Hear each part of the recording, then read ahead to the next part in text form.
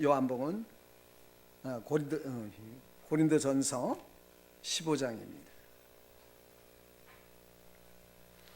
고린도전서 15장 20절로 26절 말씀입니다. 고린도전서 15장 20절로 26절 말씀을 교독하도록 합니다.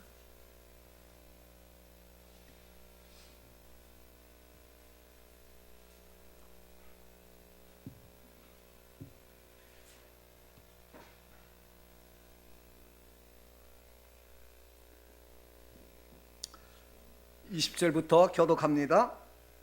그러나 이제 그리스도께서 죽은 자 가운데서 다시 살아 잠자는 자들의 첫 열매가 되셨도다.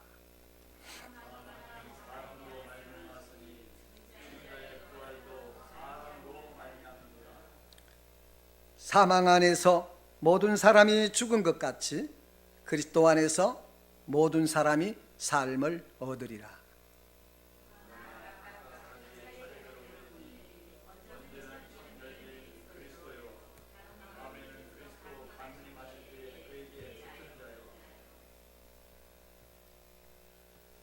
이후에는 나중이니 저가 모든 정사와 모든 권세와 능력을 멸하시고 나라를 아버지 하나님께 바칠 때라.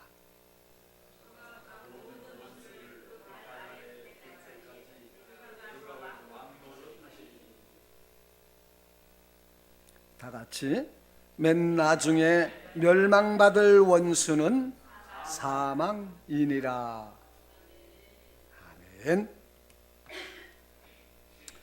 예수님이 부활하셨습니다. 여러분도 부활의 권능을 힘입기를 바랍니다. 사실 날마다 부활은 경험을 해야 됩니다. 이 사망 권세가 다스린 이 권세를 파하시고 율법의 요구를 이루셨던 예수님인데, 우리가 거기에 예수님은 우리를 한 몸으로 묶어 한 몸의 지체가 되게 하셨습니다. 예수님과 함께하는 자인데 그 사망 권세에 굴복을 하고 죽음의 흔적들이 난무하는 성도들의 삶을 볼 때마다 마음이 너무 아파요. 다 이긴 싸움인데, 우리 주 예수 그리스도의 죽으심과 부활에 참여한다는 것은, 이 고백은 정말 중요한 내용입니다. 예수님의 부활은 죽을 수밖에 없는 우리의 운명과 현실을 깨트린 사건입니다. 그 결과 예수를 믿는 자들은 사망이 승리하는 운명에서 벗어나서 영생이 승리하는 세계로 들어섰다는 것입니다. 이미 들어섰어요. 부활은 이미 우리는 경험을 하고 삽니다. 이 부활은 다시 사는 기회를 얻었다는 정도가 아니에요. 그 정도가 아니라 예수 없는 인류의 삶은 무엇을 해도 결국 사망에 이르게 되는데, 우리는 무엇을 해도 영생으로, 부활로, 이 삶은 무엇을 해도 결국 우리는 승리하게 되어 있습니다. 이런 부름을 받은 자들이에요. 그래서 부활 생명을 얻었다는 것은 궁극적으로 승리할 수밖에 없는 생명의 세계요, 우리는 이런 부름 속에 있다는 것을 아는 것이 기독교 신앙의 가장 핵심 내용입니다. 살아 있습니까? 대답이 그냥 시원치 않아. 그 반은 죽었습니까? 안 들려. 성도들이 신앙을 자기가 책임지려고 하는 이런 성향들이 있는 것 같아요. 물론 하나님의 주권과 인간의 자유의지는 함께 갑니다. 함께 가요. 우리가 예수 안에서 부활 생명으로 부름을 받았다는 것은요, 예수로 말미암아 허락된 하나님의 통치와 승리케 하시는 은혜와 구원의 약속으로 부름받았다는 것입니다. 하나님이 하나님 되심을 근거로 약속하신 겁니다. 이 부름은 하나님이 허락하시고 하나님이 이루실 것이라는 내용을 근거로 하고 있어요. 그래서 우리 신앙은 내 책임 아래 두려는 이런 성향이 강하게 되면은 어떻게 됩니까? 성도들이 진정한 기쁨을 잃어버리고 또 넉넉함은 놓치고 자책하고 낙심하게 되는 겁니다. 낙심하게 되는 거예요. 물론 자책이라는 것은 반드시 필요한 자기 성찰이고 신앙인으로서 자기를 돌아보는 책임 있는 자세이지만, 그러나 신앙 고백의 진정한 뜻을 놓치고 자기 능력으로 신앙을 지키려고 해서 그렇게 하면은 실패하게 된다는 사실을 기억하십시오. 문제는 이 성경적으로 이 부분에 대해서 정확하게 정리해야만 합니다. 로마서 8장에서 예수님께서 구원받은 우리가 받은 구원의 의미가 무엇인지를 이렇게 설명을 합니다. 1, 2절에서 그러므로 이제 그리스도 예수 안에 있는 자에게는 결코 무엇이 없다? 정죄함이 없나니 이는 그 이유는 그리스도 예수 안에 있는 무엇이? 생명의 성령의 법이 죄와 사망의 법에서 너를 어떻게 하셨다? 해방하셨답니다. 믿으십니까? 그럼 해방되신 겁니다. 우리는 더 이상 정죄의 자리에 있지 않아요. 그리고 예수 안에서 하나님의 부르심을 받은 자녀들은 법의 잣대로 기준을 삼지 않고 은혜와 자비와 긍휼과 사랑의 기준으로 원리로 우리를 대해 주십니다. 여러분들도 자녀들 길러 봤을 겁니다. 자녀들을 기르면은 어떻게 합니까? 부모와 자식 관계는 법적인 기준입니까? 법으로 기준을 삼지 않죠. 이것을 아는 애들이 뭐라 합니까? 나 밥 안 먹어. 공갈을 치지요. 어디다 공갈입니까? 그 밥 안 먹으면 부모가 속상한 거 알아요. 그 마음을 팍팍 끌고 가지고 지가 원하는 걸 다 내려고 받아내려고 그러는 겁니다. 그 강도를 높여 나가면은 나 집 나갈래. 그럼 어떻게 해요? 그냥 문을 닫아 걸어놓고 반은 죽일 것처럼 협박을 하죠. 무슨 말을 하고 싶은가 하면은 사랑이란 법적 기준은 아니지만은 법보다도 더 무서운 관심과 책임을 가지고 있다는 말을 하고 싶은 겁니다. 그래요. 하나님이 나를 향하여서 그런 관심과 나에게 약속하신 그 모든 것을 이루기 위한 하나님의 책임은 다 하고 계십니다. 우리가 예수 그리스도 안에서 구원받아 부활에 참여하는 것은 참으로 놀라운 일이에요. 로마서 8장 1, 2절에서 그리스도 안에서 구원을 얻은 하나님의 자녀들은 하나님의 사랑과 은혜와 통치 안에서 잘하느냐 잘못했느냐 책임을 묻는 것이 아니라 하나님의 자비와 사랑과 긍휼이 가지는 하나님의 신실하심과 능력으로 인도받아 승리할 수밖에 없도록 하시겠다는 선언입니다.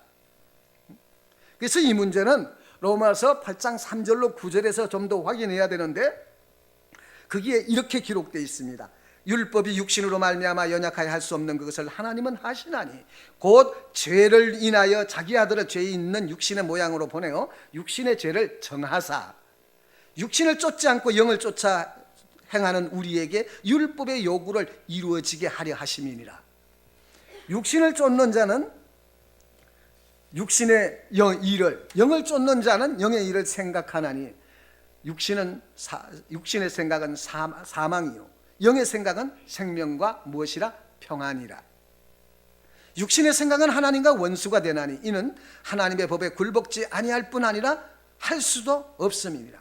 육신에 있는 자들은 하나님을 기쁘시게 할 수 없느니라. 만일 너희 속에 하나님의 영이 거하시면 너희가 육신에 있지 아니하고 영에 있나니 누구든지 그리스도의 영이 없으면 그리스도의 사람이 아니니라.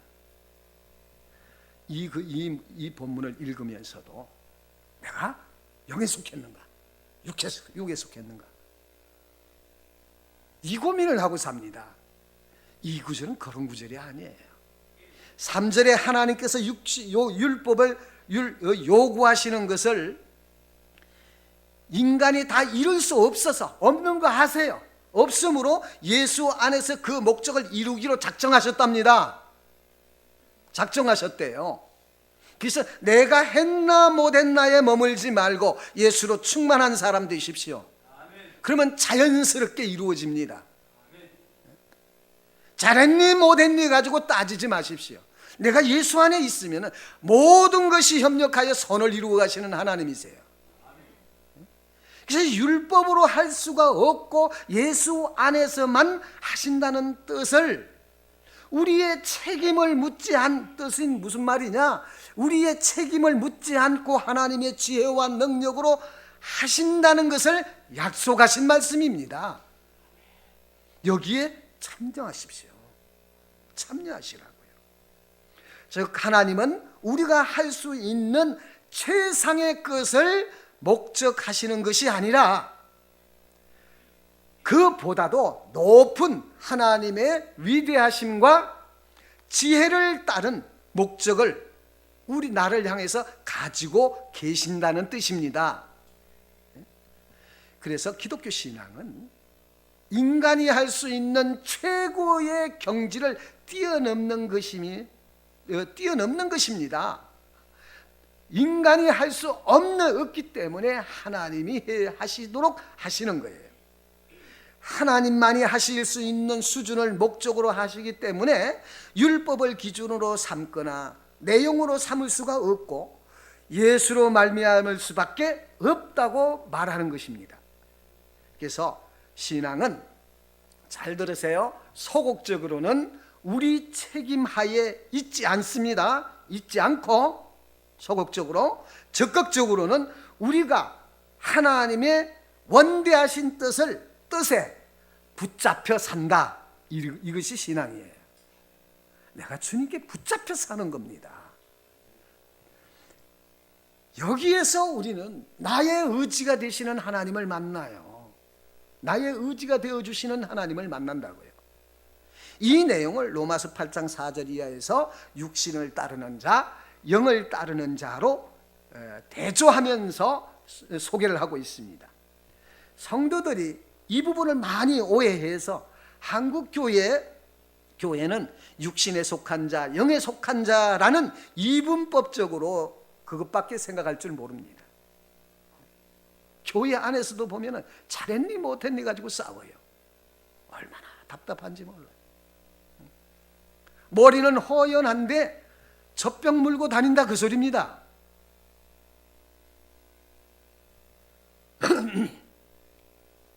성경이 말하는 것에서는 어긋나서 각자 책임과 수준으로 신앙을 이해하고 있습니다.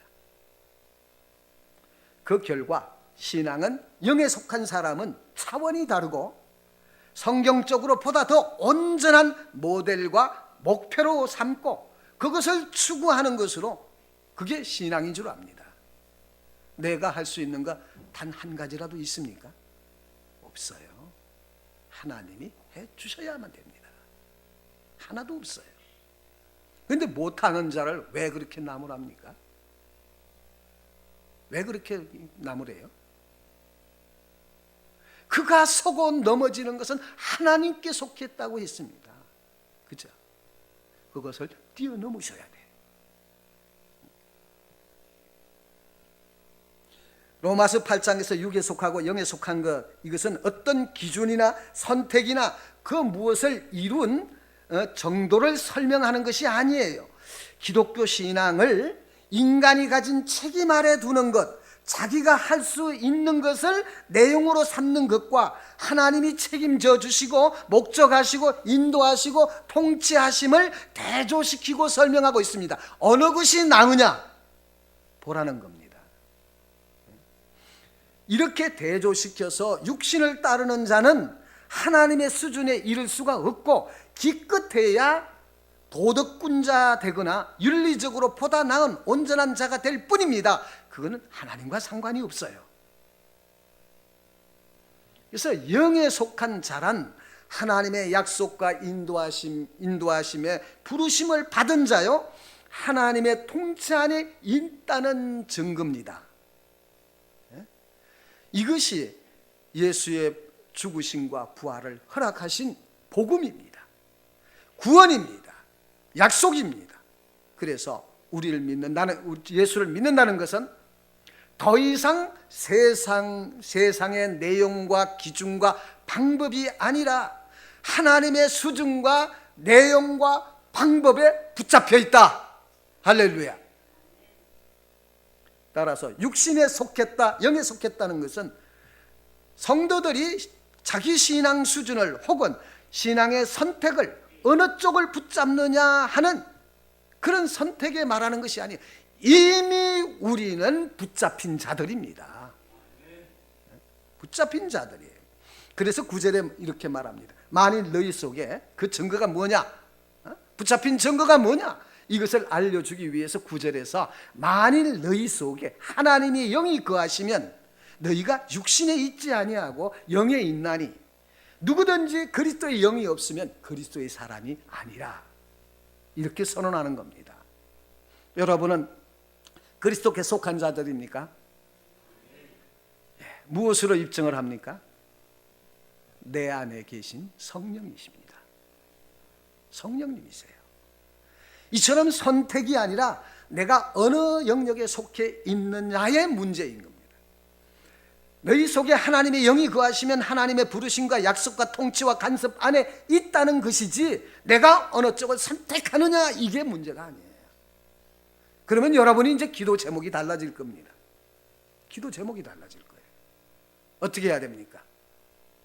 하나님으로 충만하기를 기도하십시오. 기도의 본질이 그겁니다. 하나님으로 충만해지는 것이 기도의 본질이지, 이거 해 주십시오 저거 해 주십시오 하나님께 내가 결정해놓고 결제 받으려고 하지 마세요. 그런 것이 기도가 아니에요. 이따 자세하게 설명을 합니다. 그래서 이어서 로마서 8장 10절로 11절을 보면 또 그리스도께서 너희 안에 계시면 몸은 죄로 인하여 죽은 것이나 영은 의에 인하여 산 것이니라. 예수를 죽은 자 가운데서 살리신 이가 영이 너희 안에 거하시면 그리스도 예수를 죽은 자 가운데서 살리신 이가 너희 안에 거하시는 그의 영으로 말미암아 너희 죽을 몸도 살리시리라. 부활이죠. 우리가 성령으로 충만한다는 것이 얼마나 대단한 일입니까? 성령으로 말미암은 것은 십자가를 알 수가 없습니다. 머리로는 아는 것이 아는 게 아니에요. 십자가의 현재적인 그 십자가의 그 부활의 십자가의 그 피의 효력들이 믿어지고 확인될 수 있는 것은 성령으로 말미암아 알아지는 것들입니다. 이 성령이 얼마나 중요합니까? 우리가 누구의 통치 아래 있느냐, 누가 우리를 붙잡고 있느냐, 즉 내가 나를 책임지고 있고 내가 나를 붙잡고 있느냐, 아니면 나를 하나님이 붙잡고 있느냐를 육신에 속한 자와 영에 속한 자로 나누고 있는 것이 로마서 8장 내용이에요. 그래서 이것은 선택의 문제가 아니에요. 예수 그리스도 안에서 부름받은 모든 성도들은 이런 하나님과 하나님의 부르심과 그 부르심의 내용과 목적으로 지배를 받고 있고 그 목적을 이루시는 하나님의 은혜와 능력 아래 있다는 것을 말하기 때문에 성령은 어떻게 결론을 내리느냐? 그러므로 이제 그리스도 예수 안에 있는 자에게는 결코 정죄함이 없나니, 로마서 8장 1절 2절로 돌아갑니다. 이게 두 가지씩 표현이라고 그러죠. 결론을 제일 앞에 놔두고 설명하는 거예요.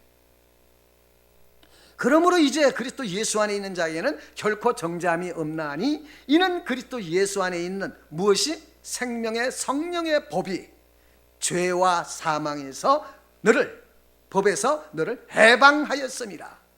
이게 결론이에요. 따라서 우리는 죄를 지었다 안 지었다라는 경계선에 살고 있지 않습니다. 그리스도 예수 안에서 허락하신 이가 이미 우리의 인생에 찾아오셔서 함께 하시고 때에 따라 성령을 통하여 은혜를 주시고 하나님으로 충만하게 채워주십니다. 그렇다면 나는 예수께 붙잡힌 자예요. 어제 금요일 날 그 얘기를 했습니다. 우리는 예수의 소유다. 어떻게 소유가 됐는가? 그 두 가지 십자가에 못 박힌 것을 설명을 했습니다. 설명을 했어요. 두 가지가 뭐라고 그랬습니까? 우리 죽을 육체가 십자가에 못 박혔다 그랬습니다. 두 번째는 정욕과 탐심이라고 그랬는데 그 원어로 설명을 하면 달라집니다. 굉장히 중요한 내용인데 그것까지 설명하려면 오늘 너무 늦을 것 같아요. 그럼에도 불구하고 성도들의 현실은 어떻습니까? 예수께 붙잡혔으면 평안하고 기쁘고 영광스러운 나날이 돼야 되잖아요. 그런데 실제 삶은 어떻습니까? 괴롭습니다. 고통스럽습니다. 이유가 뭐죠? 이유가 뭐죠?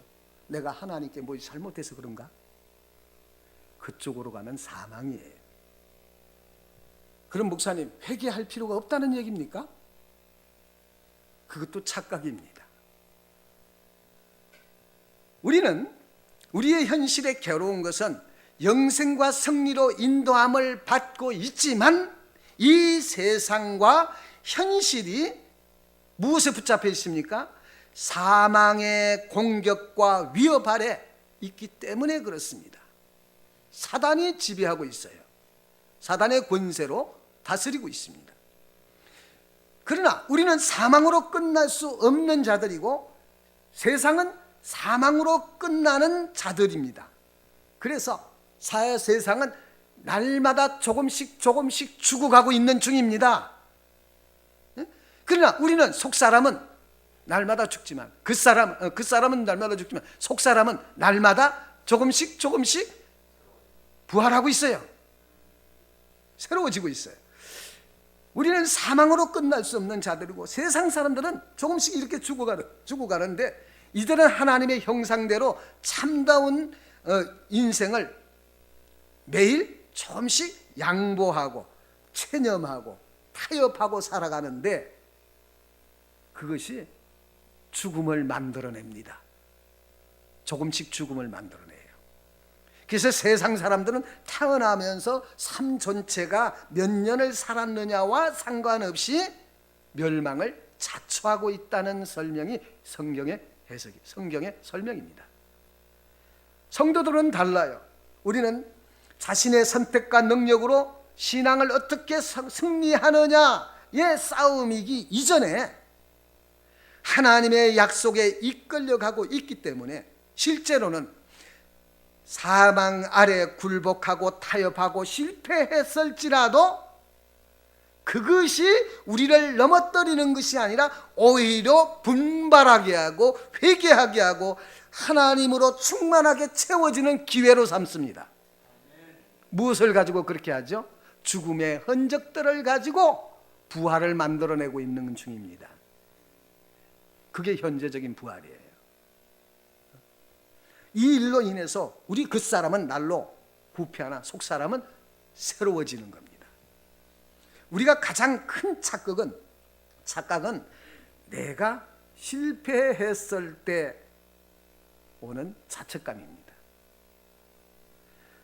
실패 자체가 잘못이 아니라 실패했다는 자책감이 잘못된 생각입니다.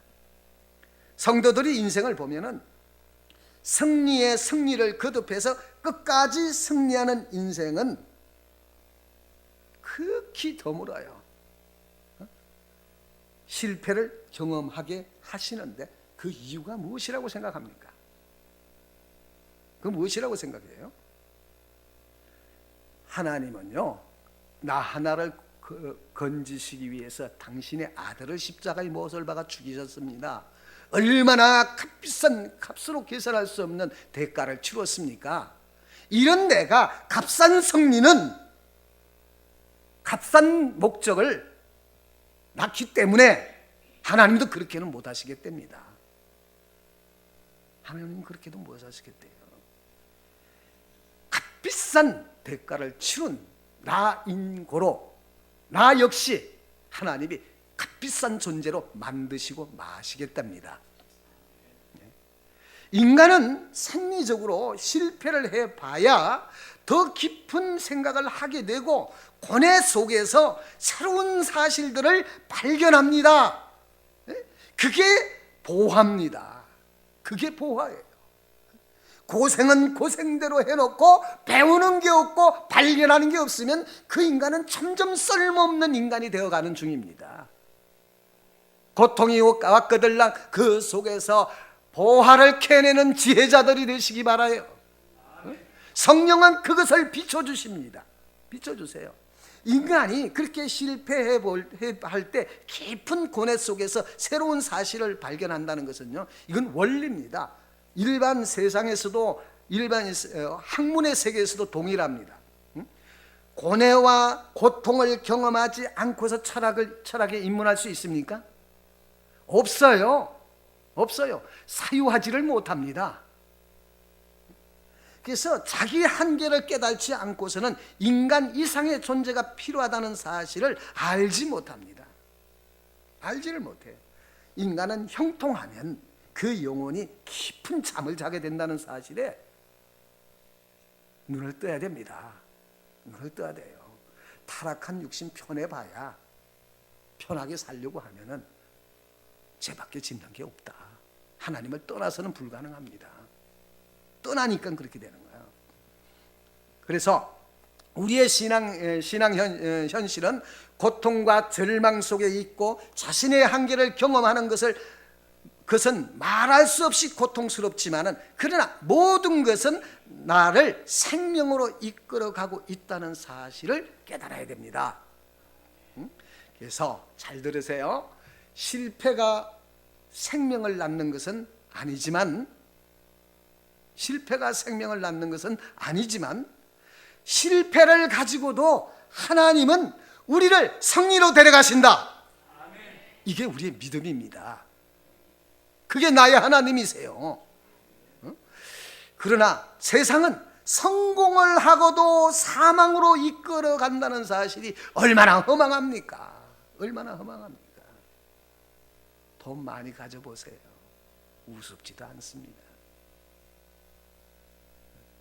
자기 존재가 대단한 줄 알아요. 내가 그랬어요. 그러나 하나님의 자녀들은 예수와 안에서 허락된 부활 생명으로 운명이 결정된 자들이고, 실패해도 승리가 보장된다. 할렐루야. 아멘. 이게 우리의 인생입니다. 나의 인생이에요. 그래서 사도 바울은 로마서 8장에서 성도들의 고통스러운 현실을 이렇게 묘사를 합니다. 18절에서 23절에 생각한데 현재의 고난은 장차 우리에게 나타날 영광과 좋게 비교할 수 없도다. 피조물로 고대하는 바 하나님의 아들들이 나타나는 것이니, 피조물이 허무한데 굴복하는 것은 자기의 뜻이 아니요 오직 굴복케 하시는 이로 말미암음이니라.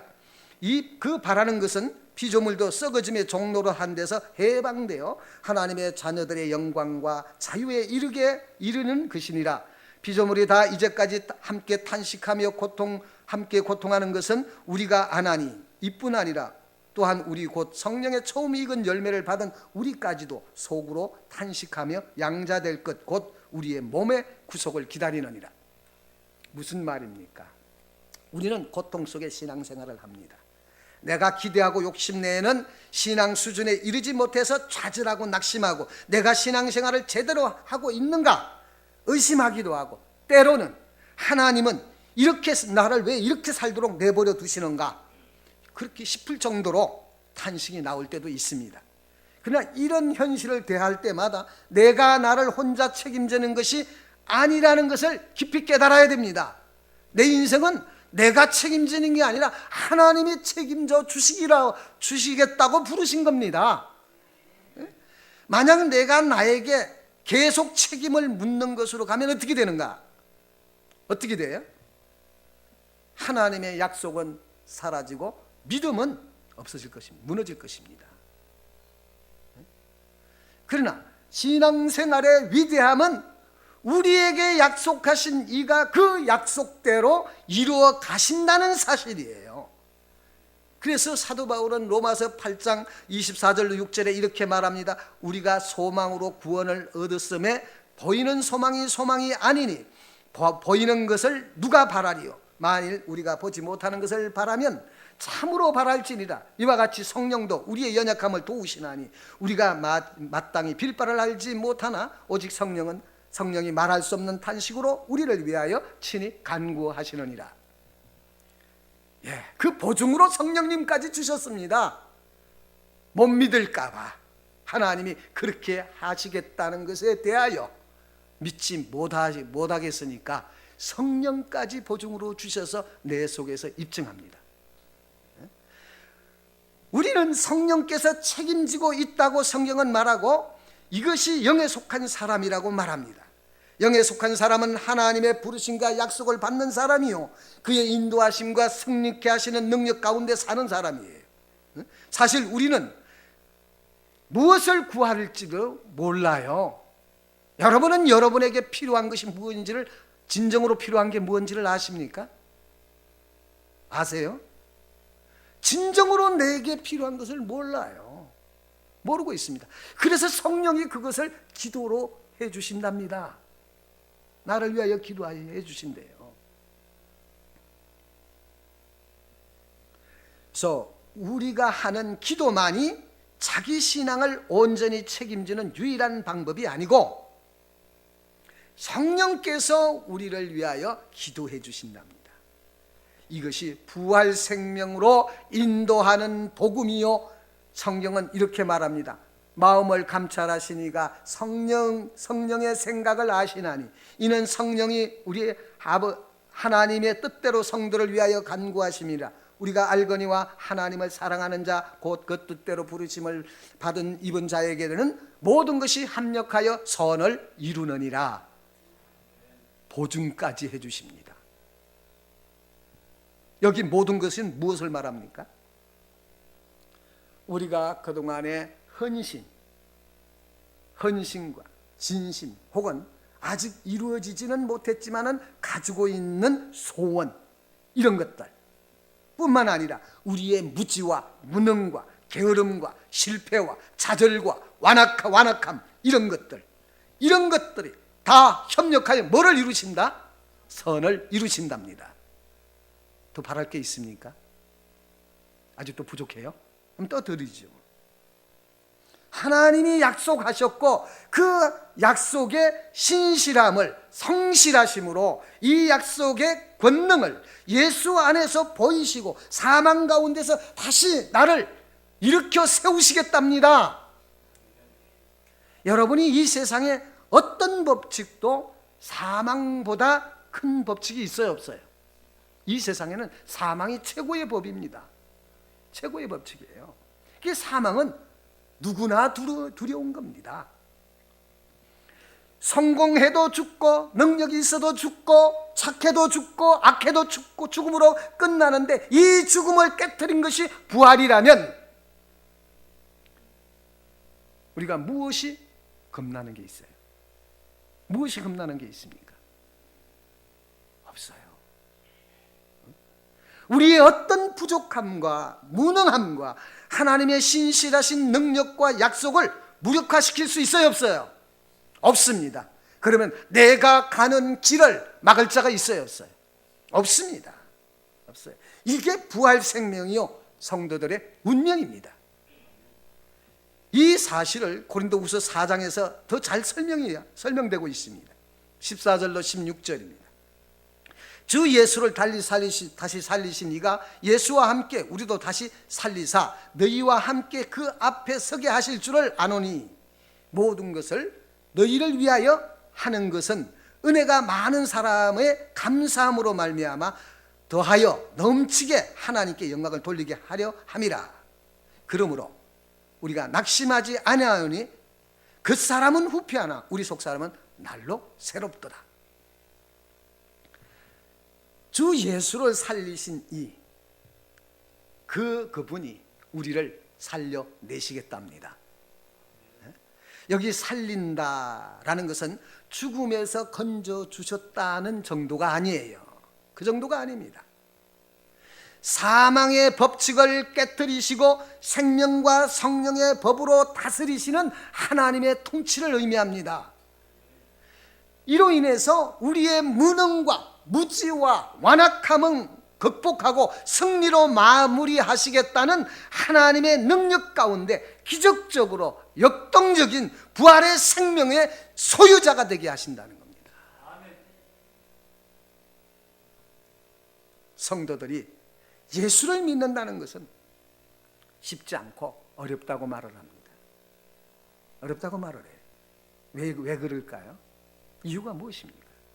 우리가 신앙인으로 무엇을 해야 한다는 책임과 사명을 가진다는 것은 좋은데 이게 나중에 무엇으로 탈바꿈하는지를 몰라요.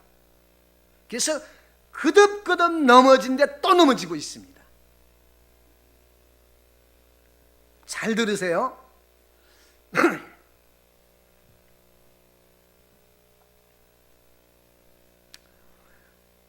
신앙인으로서 무엇을 해야 한다는 책임과 사명을 가지는 건 좋은데 나중에 이것이 조건으로 바뀌게 되면은 물론 세상과 달리 거룩하고 진실하게 살아야 하는 것은 당연한 성도의 도리이기는 하지만은 그러나 잘못 살면 내가 잘못 살면 하나의 조건으로 둔갑을 한다는 겁니다. 조건으로 둔갑을 해버려요. 이렇게 조건으로 둔갑해보면 어떻게 됩니까? 하나님의 은혜에서 끊어져요. 책임과 의무에 급급하면서 힘들게 신앙생활합니다. 그래서 힘든 거예요. 그래서 자기 구원을 의심하고 심지어는 하나님께도 실망을 합니다. 하나님께도 실망을 해요. 만약 그런 음성이 내 속에서 들려오거든 단호하게 외치십시오. 단호하게. 왜냐? 그것은 타락한 자아를 부추겨서 넘어뜨리려고 하는 사단의 계략입니다. 사단의 계략이에요. 우리의 신앙은 하나님의 약속을 근거로 성립되는 것이지 내가 근거가 되는 게 단 하나도 없습니다. 내 상태나 상황이 조건이 돼서는 안 돼요. 이런 조건 속에서 저런 이유 때문에 그게 아니에요. 물론 우리는 자책해야 되고 자기를 성찰해야 합니다. 그러나 그것이 하나님의 자녀가 되는 조건은 아니에요. 그러면 어떻게 해야 되는가? 우리는 하나님의 자녀로서 그 모든 약속을 누리고 사는 특권을 놓치고 있다는 사실을 발견하기 위해서 성찰해야 되는 겁니다. 나를 성찰하는 것이에요. 이것이 아니고 나에게 하나님 자녀다운 그 무엇을 확인하려고 한다면 그것이 조건이 돼서 하나님의 은혜를 외면하는 결과를 가져온다는 사실에 눈을 떠야 합니다. 눈을 떠야 해요. 그래야 부활 생명으로 참여하게 되는 겁니다.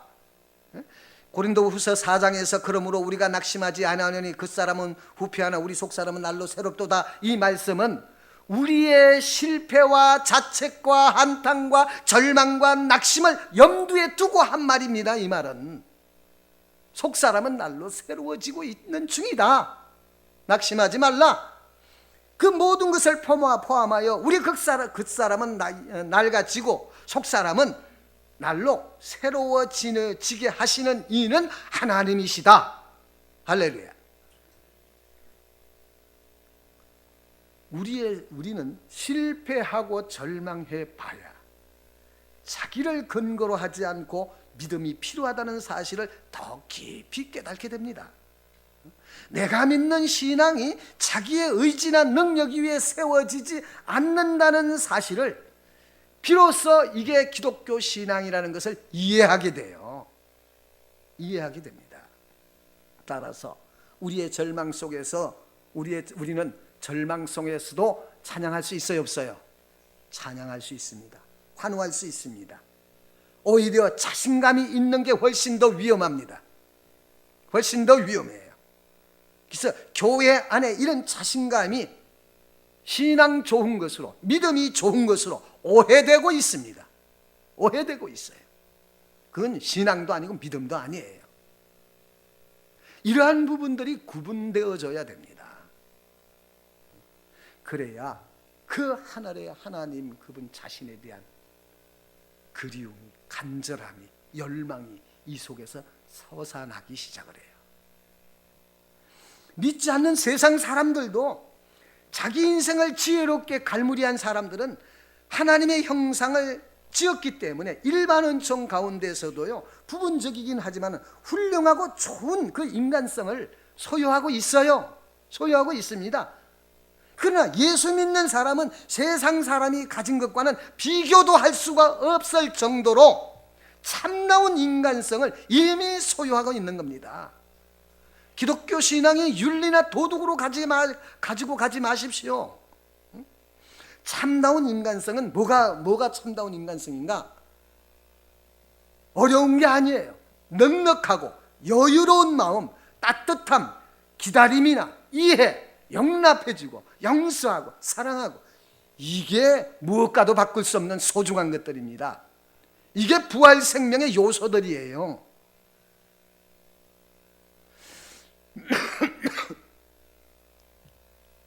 도덕이나 윤리로 깨끗한 사람이 왜 그렇게 깔깔합니까? 이런 덕목들이 한국교회에서는 너무나 부족해서 자신 있게 신앙생활을 한다는 사람일수록 인간성에서는 큰 결함이 있는 것을 종종 봐요. 종종 봅니다. 대화가 안 돼요. 이 기독교 신앙을 왜곡한 사람이에요. 잘못 알고 있는 겁니다. 똑같은 교회를 다녀도 성도끼리 진정한 인격적인 교제를 잘 이루어지지가 않고 어떤 일을 위해서는 함께 하는데 신앙 인격에서 나오는 영적 교제는 거의 이루어지지 않는 이유가 뭐 때문입니까? 뭐 때문이에요? 인간성 부재입니다. 이 문제는 근본적으로 기독교 신앙의 가장 중요한 본질을 놓쳤기 때문에 그런 현상이 나타나는 겁니다. 하나님의 통치는 은혜와 사랑 위에 서 있다는 것인데 예수 안에서 부르심을 놓치니까 신앙이 하나의 책임 위에 서게 되고, 그래서 모두가 넉넉하지 않고 여유가 없고 각박한 신앙생활을 하는 겁니다. 우리 모두 자유로우십시다. 그렇습니다. 우리가 넉넉할 이유가 없고 우리가 실패한 한계 속에서 오히려 하나님을 발견하는 것이, 이 말이 잘 가끔 이렇게 실수를 해요. 넉넉할 이유가 없고가 아니라 넉넉할 이유가 있고, 잘못했을 때도 결과적으로 우리의 운명은 주님과 친밀한 교제 속에서 영광의 찬란한 빛을 발할 수 있습니다. 할렐루야. 그렇습니다. 우리의 실패 속에서도 오히려 하나님을 발견하는 일이 가능하고, 우리는 어떤 경우에도 낙심할 이유가 없고 겁날 것도 없습니다. 그렇습니다. 그래서 사도 바울이 뭐라고 그럽니까? 고린도후서 4장 17절로 18절에 우리의 잠시 받는 환난이 경한 것이 지극히 크고 영원한 영광에 중요한 것을 우리에게 이루게 함이니, 우리의 돌아보는 것은 보이는 것이 아니요 보이지 않는 것이니 보이는 것은 잠깐이요 보이지 않는 것은 영원함이라. 무슨 말입니까? 우리의 사망의 위협과 공격, 그리고 한 인간이 가지는 한계의 그 절망과 고통 속에서 하나님이 만들어내시는 것은 예수 안에서만 발견된다. 할렐루야. 예수 안에서만 발견됩니다. 세상에서는 결코 찾을 수가 없습니다. 그래서 우리의 고난이나 실패나 좌절 속에 찾아오신 하나님이 예수 안에서 우리를 조건이나 자격이 없어도 무한한 은혜로 찾아오시고 내용과 그 목적에서도 높고 영광스러운 모습으로 우리를 만들어 내신답니다. 이게 하나님의 자녀의 자랑이요, 만족이요, 기쁨이요, 영광입니다. 그렇습니다. 오늘 본문으로 돌아와서 성경이 말하는 결론은 이것입니다. 고린도전서 15장 51절로 54절. 보라, 너희가 너희에게 비밀을 말하노니 우리가 다 잠잘 것이 아니요 마지막 나팔의 순식간에 호련히 다 변화되리니 나팔 소리가 나매 죽은 자들이 썩지 아니할 것으로 다시 살고 우리도 변하리라. 이 썩을 것이 불과 썩지 아니할 것으로 있겠고 이 죽을 것이 죽지 아니함을 입으리로다. 이 썩을 것이 썩지 아니함을 입고 이 죽을 것이 죽지 아니함을 입을 때에는 사망이 이김의 삼킨 바 되리라고 기록된 말씀이 응하리라. 무슨 말이에요? 사망이 무엇이라고 합니까? 맨 나중에, 오늘 본문의 26절에 맨 나중에 멸망받을 원수라. 뭐가? 사망이. 그렇습니다. 사망은 궁극적인 실패요, 절망입니다. 이런 사망이 파괴되고 결국은 생명이 서게 될 것입니다. 이것은 우리는 주님이 오실 때 우리가 현실로 보게 될 것이고, 그 약속은 지금도 우리의 안에서, 우리의 영혼 안에서 현실로 진행되고 있는 것을 확인합니다. 무엇이? 부활 생명이. 그러니 우리는 선포할 수 있어요. 사망아, 내가 쏘는 것이 무엇이냐? 너의 이기는 것이 어디에 있느냐? 사망이 쏘는 것은 죄요, 죄의 권능은 율법이라. 율법을 파하셨습니다. 율법을 사망 권세를 파하시고 율법을 다 이루셨습니다. 예수님이 십자가로.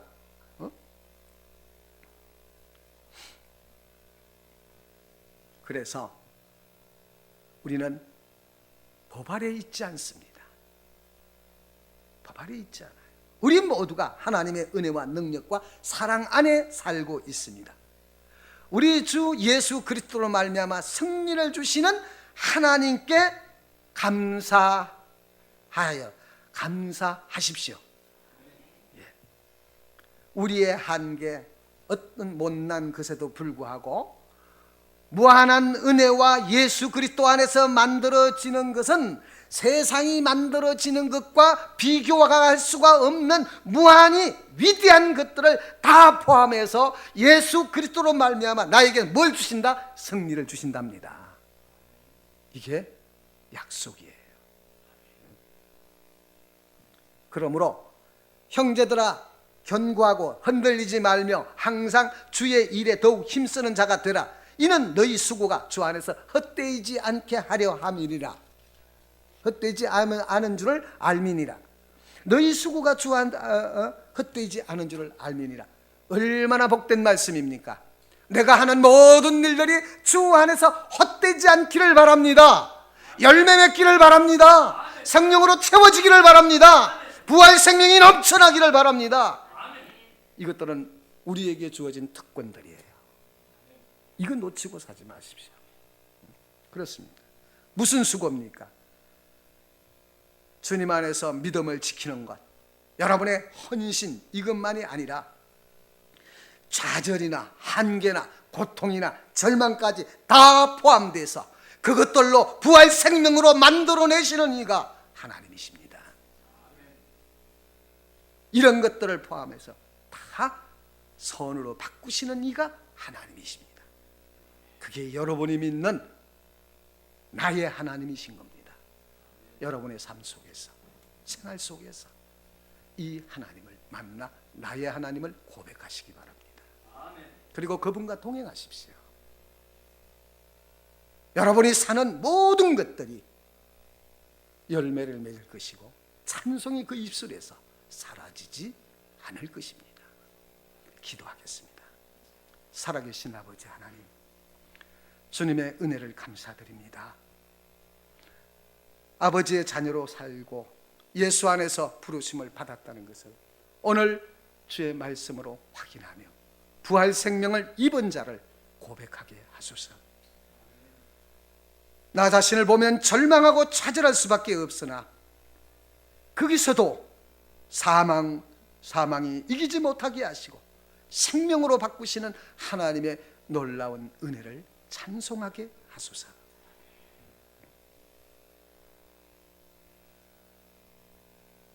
내가 믿음을 가지고 이기고 견디고 승리하게 하시며 이 땅에 나를 보내신 하나님의 뜻을 이루며 주의 영광에 참여하게 하옵소서.